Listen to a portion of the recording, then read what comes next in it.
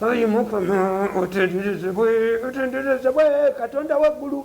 Ayi Mukama otenderezebwe nga ejjogo lijja kumugwa mu mutwe.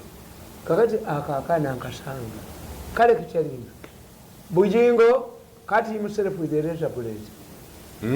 Yes, Ali live. Bujingo was denied a visa at the American embassy.